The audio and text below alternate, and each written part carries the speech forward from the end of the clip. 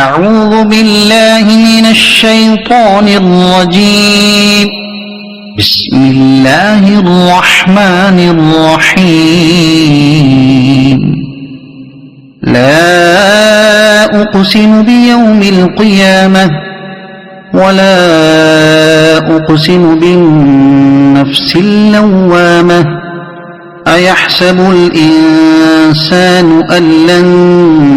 نجمع عظامه بلى قادرين على أن نسوي بنانه بل يريد الإنسان ليفجر أمامه يسأل أيان يوم القيامة فإذا برق البصر وخسف القمر وجمع الشمس والقمر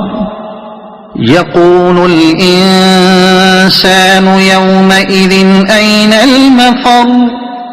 كلا لا وزر إلى ربك يومئذ المستقر ينبأ الإنسان يومئذ بما قدم وأخر بل الإنسان على نفسه بصيرة ولو ألقى معاذيره لا تحرك به لسانك لتعجل به إن علينا جمعه وقرآنه فإذا قرأناه فاتبع قرآنه ثم إن علينا بيانه كلا بل تحبون العاجلة وتذرون الآخرة وجوه يومئذ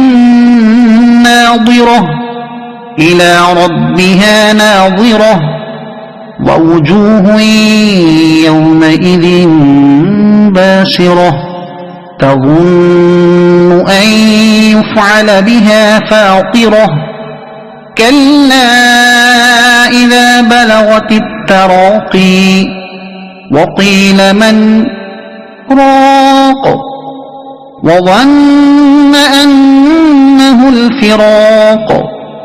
والتفت الساق بالساق إلى ربك يومئذ المساق فلا صدق ولا صلى ولكن كذب وتولى ثم ذهب إلى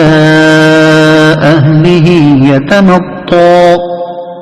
أولى لك فأولى ثم أولى لك فأولى أيحسب الإنسان أن يترك سدى ألم يك نطفة من مني يمنى ثم كان علقة فخلق فسوى فجعل منه الزوجين الذكر والأنثى أليس ذلك بقادر على أن